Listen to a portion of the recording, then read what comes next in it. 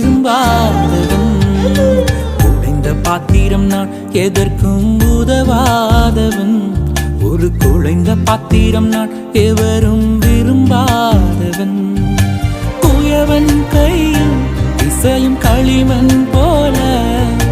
குயவன் கையில் இசையும் களிமண் போல என் சித்தம் அல்ல உன் சித்தம் போலாக்கும் என் சித்தம் அல்ல உன் சித்தம் போலாக்கும் ஒடிந்த பாத்திரம் நான் எதற்கும் உதவாதவன் ஒரு குழைந்த பாத்திரம் நான் எவரும் விரும்பாதவன்